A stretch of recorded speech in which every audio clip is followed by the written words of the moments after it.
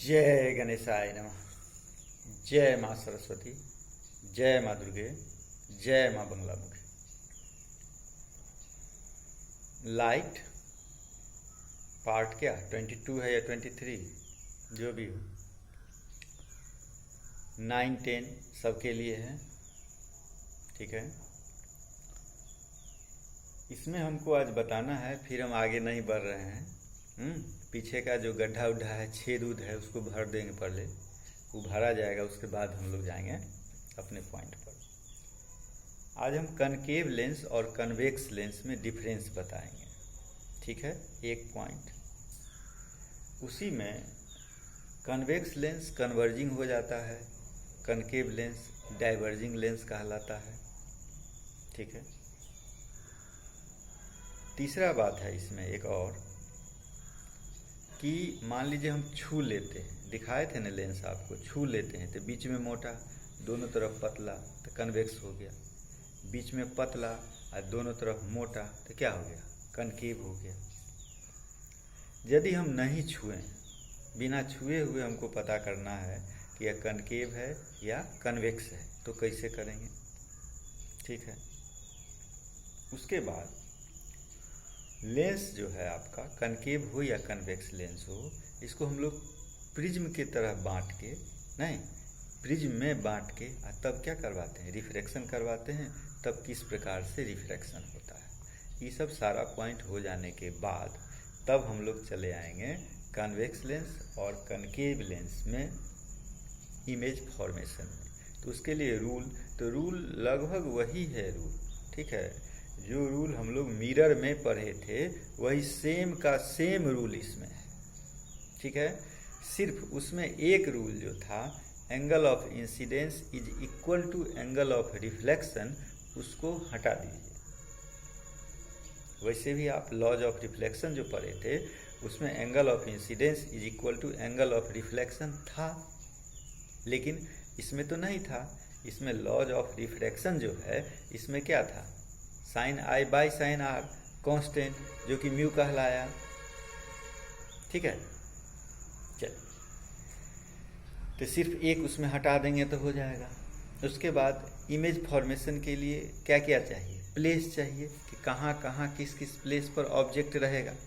तो वही 6 का 6 ले लीजिए, 6 का 6 वही सेम चीज़ है। इसमें हम एक पॉइंट और बढ़ा देंगे, 7 पॉइंट पर चले जाएंगे। एक पॉइंट को ही, जो उसमें पॉइंट था, पहला पॉइंट था कि जब इन्फिनिटी पर रहेगा, तो उसी को हम 2 भाग में बांट देंगे। इन्फिनिटी पर तो रहेगा, लेकिन वहाँ से जब पैरेलल बीम आएगा और वहाँ से जब ऑब्लिकली बीम आएगा तब। ठीक है, और एक बात है कि आप जनरल किताब में, अपने किताब में सारा पॉइंट लेंस का पढ़े, लेकिन प्लेन वहाँ नहीं रहा होगा। प्लेन नहीं ना था, क्या फोकस था, सेंटर ऑफ कार्वेचर था, ये सब चीज़ था, ऑप्टिकल सेंटर था, ये सब चीज़ था, लेकिन प्लेन जो हम लोग बनाए थे, प्लेन नहीं था। पढ़े थे ना कल, focal plane, first focal plane, second focal plane, plane नहीं था। आखिर क्यों दिया प्लेन, उसके पीछे कारण है। तो उसके पीछे रीजन है, हम लोग जब रे खींचते हैं तो पैरेलल रे देते हैं, जब ऑब्लिक रे आएगा तब क्या होगा। आप जो भी बनाते हैं वो पैरेलल बीम ऑफ लाइट से बना रहे हैं, नहीं, जब ऑब्लिकली आएगा, तिरछा आएगा, तब क्या होगा। पैरेलल यदि हम किसी भी प्रिंसिपल एक्सिस के पैरेलल रे लेते हैं, तो वह जाके कहाँ मिलता है, रियली या वर्चुअली। कन्वेक्स में कहाँ मिल गया जाकर के, फोकस पर। कनकेव में भी वर्चुअली कहाँ मिला, फोकस पर। कब, जबकि पैरेलल बीम ऑफ लाइट आ रहा है तब। लेकिन जब पैरेलल बीम ऑफ लाइट नहीं आएगा तब क्या होगा, क्या तब भी फोकस पर ही बनेगा, तभी सारा एक पॉइंट पर कटेगा। हाँ, सारा एक पॉइंट पर कटेगा, लेकिन वह प्रिंसिपल एक्सिस पर नहीं आएगा। तो कहाँ आएगा, तो वह प्लेन पर आएगा।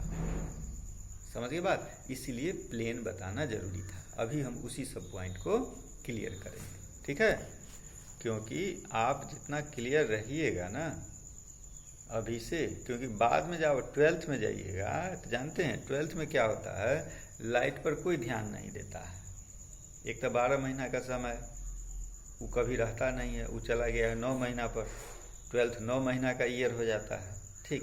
उसमें इलेक्ट्रोस्टैट में अधिकांश आदमी बनाने के चक्कर में अगस्त तक लगा देते हैं, नहीं, कोई भी इंस्टीट्यूशन वाला हो अगस्त तक लगा देता है, उसके बाद इलेक्ट्रिसिटी मैग्नेटिज्म मॉडर्न करते करते नवंबर दिसंबर हो जाता है। अब मॉडर्न के लिए ऑप्टिक्स वाला जब बात आता है उसको 10 दिन 15 दिन में करके ख़त्म कर देता है, ठीक है। ये समस्या हम जहाँ तक देखते हैं उसमें 95% कोचिंग इंस्टीट्यूशन टीचर का ये हाल है, 95% तक मेरा अपना अनुभव। इसीलिए हम सोचते हैं अपना बच्चा को हमको जितना तक होता है रे ऑप्टिक्स कुछ वेब वाला भी पार्ट ला करके इसमें दे दें कि उस समय यदि ठगा भी जाइएगा आप तो आपको कोई दिक्कत नहीं होगी, क्योंकि आपके पास उतना बेस रहेगा कि आप अपना काम अपने कर सकते हैं, ठीक है। थोड़ा सा हम अपना स्टूडियो को आगे बढ़ाएं।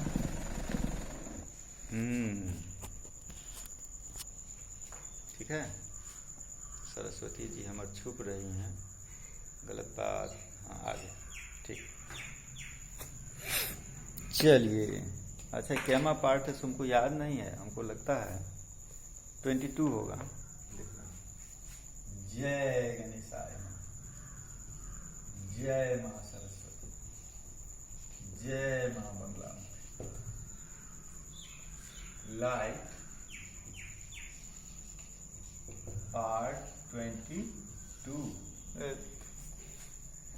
वही हाथ में आता है जो सूखा रखता है।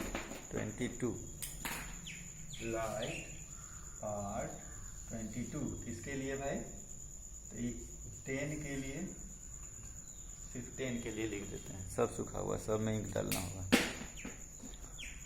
चलिए इसका क्या है, सबसे पहला पॉइंट हम लेते हैं differences between convex and concave lens, ठीक है। सबसे पहला टॉपिक है मेरा differences between convex and concave lens, ठीक है। देखो हम बोलेंगे, ठीक है, तुम सुन लेगा, उड़ जाएगा, लेकिन लिखना इसीलिए जरूरी रहता है हमको, कम से कम वो तुम्हारे कॉपी में तो आ गया। Convex lens,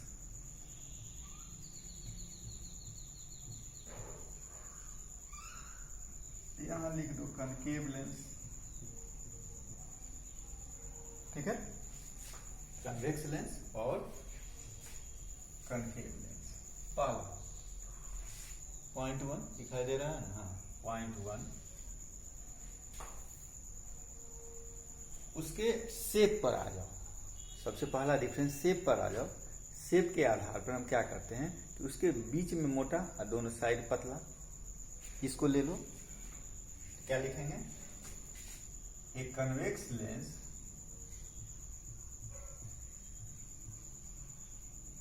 is thicker in middle and thinner, कहाँ पर? As per, at the edge।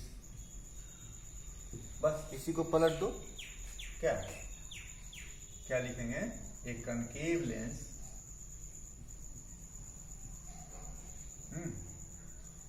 Is thinner in middle and thicker at the edge, ठीक है। सबको पता है, खाली हम एक जगह कर देते हैं। दूसरा पॉइंट में आ जाओ, parallel beam of light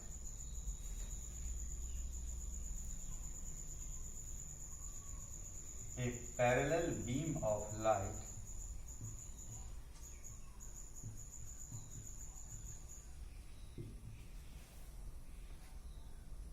passing through this lens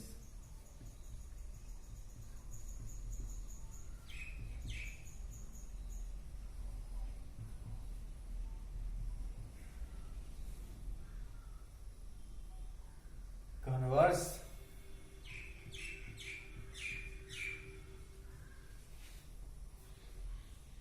at a point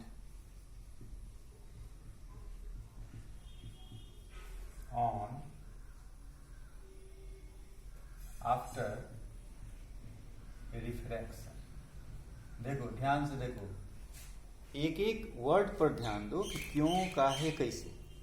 यहां हम क्या लिखे, ए पैरेलल बीम ऑफ लाइट, ठीक है, passing through this lens converge eight A point after refraction. देख लिया?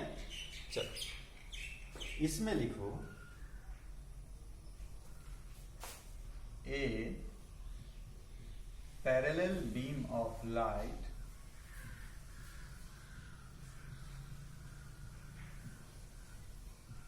passing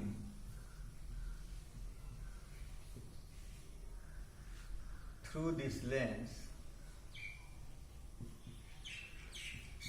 क्या हो जाएगा? रियली कटेगा? नहीं। appears to diverge, appears to diverge, नहीं, appears to diverge from a point,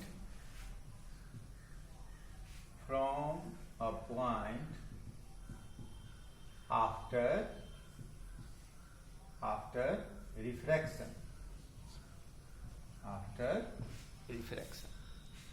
ठीक है। 2 पॉइंट हुआ। तीसरा है, it has a real focus, it has a real focus, ठीक है। इसमें रियल फोकस होगा? हाँ, नहीं होगा। इसमें क्या होगा? रियल के बदला virtual. it has a virtual focus, ठीक है। अब एक चीज लिखो, वो कल भी बताए थे, कल एक चीज आप लोगों को हम बताए थे, क्या कि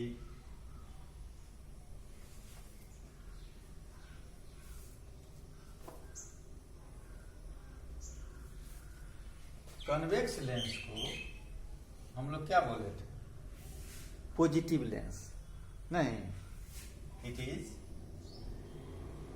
also called positive lens. Difference बताना है इसमें, तो ये आ जाएगा ना, है? और क्यों पॉजिटिव लेंस? क्योंकि इसका फोकस क्या होता है? पॉजिटिव होता है, ठीक। इसमें लिख दो। तुम लिखना चाहेगा तो भी लिख सकता है। यहाँ 4 पे लिख दिए हम, 3 ना, 4। It is also called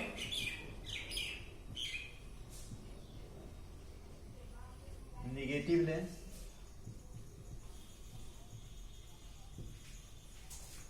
ठीक। चलो, वो लिखना चाहेगा तुम लिख सकता है। इसका फोकस पॉजिटिव, इसका फोकस निगेटिव। डिफरेंस तो है ही, लिखिए दो। इट्स फोकस इज क्या? पॉजिटिव, और it's focus is negative. Difference है। अब 6 पॉइंट नंबर 6 कह रहा है आपका कि अब यहां एक क्वेश्चन आपका आ जाएगा। It is a converging lens. इसको लास्ट में इसीलिए लिखे हैं, it is a converging lens. सही बात है, लेकिन यहाँ एक है पॉइंट है, बताए थे कि हर केस में यह कन्वर्जिंग नहीं होगा, ठीक है। क्यों नहीं होगा वो बता रहे हैं। इस पॉइंट को ध्यान आगे रखिए, आज न कल क्वेश्चन आएगा इसमें। 6 इट इज अ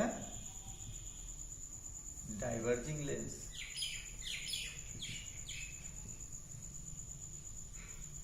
हो गया, 6 डिफरेंस हो गया। एक अच्छा टॉपिक आपका हो गया। चलिए अब हम आगे बढ़ाएं। It is a converging lens, it is a diverging lens. चलिए अब हम अगला पॉइंट पर आए। लिखने वाला जो होता है ना, जानता है उसमें ज़्यादा टाइम लग ही जाता है, इसीलिए हम कितना बार जो है लिख करके पहले अति कर देते हैं कि थोड़ा समय बचाया जाए, लेकिन हर समय पैसा होता नहीं है। क्या है? जानता है, एक बात मेरे दिमाग में आता है, इस साल को कैसे याद किया जाएगा? तो मेरे दिमाग में आ रहा है, इस साल को याद किया जाए लॉकडाउन ईयर। कोरोना ईयर तो 19 से हो जाएगा, कोविड-19 है। इस साल को याद करेंगे हम लोग कैसे? Lockdown year 2020। ठीक है। अब हमको आना है बउआ इस पॉइंट पर, कन्वर्जिंग और डाइवर्जिंग वाला। ठीक है, कन्वर्जिंग और डाइवर्जिंग। एक पॉइंट हम बताए थे, लेकिन कन्वेक्स लेंस इज कन्वर्जिंग। क्यों भाई? क्योंकि रे को कन्वर्ज करता है, इसीलिए कन्वर्जिंग लेंस हुआ। क्यों करता है? क्यों करता है? एक चीज देखो, ये मेरा कन्वेक्स लेंस है। ठीक, मेरे विचार से पहले हम इसको, ठीक है, ठीक, तो यदि यह पतला लेंस होगा तो इसका शेप कैसा हो जाएगा? उससे मोटा हो गया ना, वो कहेगा इतना पतला था तो मोटा कैसे हो गया? ये हुआ। और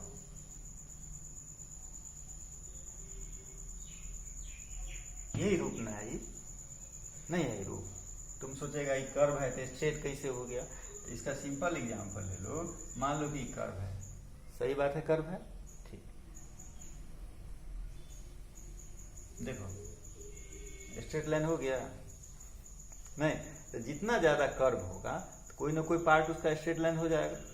अब तो ये समस्या नहीं है, और छोटा कर दो, स्ट्रेट लाइन हो गया कि नहीं हो गया? ये क्या था? किसी न किसी कर्व का एक पार्ट था, किसी न किसी कर्व का एक पार्ट था। चलो अब आता, ये किसका रूप पकड़ लिया? प्रिज्म का रूप पकड़ा? नहीं पकड़ा। और सबसे मेन पॉइंट बार बार बोलते हैं, उस चीज को याद रखना होगा, प्रिज्म से जब रे जाएगा, रिफ्रैक्शन होगा, तो इमर्जेंट रे जो होगा वह उसके बेस के तरफ मुड़ जाता है। याद रखना, प्रिज्म से जब रिफ्रैक्शन हो रहा है तो इमर्जेंट रे माने जो लास्ट में जो रे आता है उसका मूवमेंट किधर होता है? किधर होता है? बार बार बोलते हैं, बेस की तरफ। ठीक, तो कोई रे यदि इस पर मान लो गया, ठीक है, तो उसका बेस क्या हुआ? इसका ई बेस उसका क्या हुआ? नीचे वाला, वह नीचे वाला की तरफ मुड़ गया। ठीक है, सेम केस यदि कोई रे इसमें जाता है, तो ई प्रिज्म जो है इसका बेस कहाँ है? ऊपर नहीं, अब वर्टेक्स कहाँ है? ऊपर, ये भी कहाँ मुड़ जाएगा? हो गया, एक काम खत्म। ठीक है, अब कहेगा कनकेव में क्या होता है? कनकेव का भी देख लो, ये नहीं था मेरा कनकेव है? अच्छा, ये भी तो कनकेव है।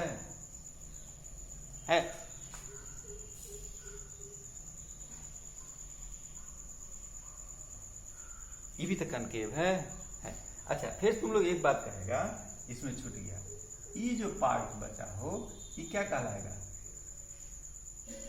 उसका भी बेस, इसका भी बेस, ध्यान दो बात, उसका भी बेस और इसका भी बेस, थोड़ा मोटा हो जाएगा उसका बेस, तो वो हमारा काम करेगा रेक्टेंगुलर स्लैब की तरह। ये कैसे काम करेगा? रेक्टेंगुलर स्लैब की तरह। ठीक है, कोई दिक्कत नहीं। यानी इसमें से रे चला गया सीधा, सब जाके एक जगह मिल जाता है, वही मेरा क्या कहलाता है? फोकस। कनकेव में यहां तक मिलाती है। यानी इसी का यदि हम और आगे बना दें फिगर, क्या ये फिगर नहीं बनेगा? हो गया, यानी यही ना मेरा एक प्रिज्म ई हो गया, नहीं, और दूसरा प्रिज्म ई हो गया, चला गया कनकेव में। ठीक है, इसमें उससे थोड़ा उल्टा हो गया, नहीं हो गया उल्टा, इसमें ऊपर में बेस है, पहला में ऊपर में बेस है और नीचा में वर्टेक्स है, और नीचा वाला में क्या है, नीचे बेस ऊपर वर्टेक्स। तो कोई भी रे जब जाएगा तो कहाँ चला जाएगा, बेस के तरफ।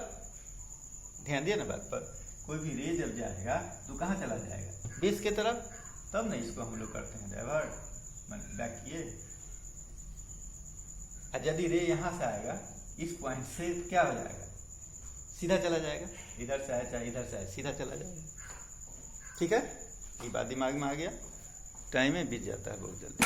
अच्छा, इसीलिए ये कन्वर्जिंग हुआ और ये डाइवर्जिंग हुआ। Convex lens is converging lens और concave lens is diverging lens. हो गया काम खत्म। अगला हम एक चीज बताए कि कन्वेक्स लेंस जो है वह हर समय आपका कन्वर्जिंग नहीं होगा।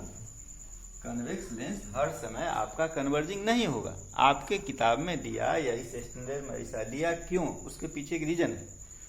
मान लीजिए कि ये आपका convex lens, convex lens always converging नहीं होगा। इस बात को ध्यान में रखिए। ये लाइन आप खींच लिए, ठीक है, ये आपका प्रिंसिपल एक्सिस हो गया। ठीक, हमको ये बताना है कि यह रेयरर मीडियम है, यह डेंसर मीडियम है, यह रेयरर मीडियम है। इसी आधार पर ना आप बांटे हो, यानी En1 हो गया, En2 हो गया, En1 हो गया। आप जो कन्वर्जिंग कहते हैं कन्वेक्स लेंस को, इसी केस में कन्वर्जिंग कहते हैं, क्योंकि रेयरर से डेंसर में जा रहा है और डेंसर से रेयरर में जा। यहाँ पर स्पष्ट लिख देते हैं, convex lens is converging when n1 n2 लिखा हुआ है, when n2 is greater than n1। ध्यान दो बात पर, जब n2 बड़ा होगा n1 से। लेकिन यदि मान लो यह रेयरर है, यह डेंसर है, यह रेयरर है, दोनों केस में जनरली एयर रहता है, इसलिए हम लोग क्या मान लेते हैं, रेयरर। लेकिन यदि एयर नहीं रहे, ठीक है, n1 यदि बड़ा होगा n2 से, इस केस में वह क्या हो जाएगा, डाइवर्जिंग। इस केस में क्या हो जाएगा, वो डाइवर्जिंग हो जाएगा। मेरा टाइम में खत्म हो रहा है, बात समझ गया ना। मान लो ई डेंसर हो गया, ई हो गया डेंसर, यही हो गया रेयरर, ई हो गया डेंसर। तो इस केस में यह कन्वर्जिंग नहीं होगा, इस केस में क्या हो जाएगा, डाइवर्जिंग हो जाएगा। ठीक है, टाइम खत्म हो गया। फिर हम बना देते हैं दूसरा। कहते लाइट है, इसमें टाइम जाते जाएगा।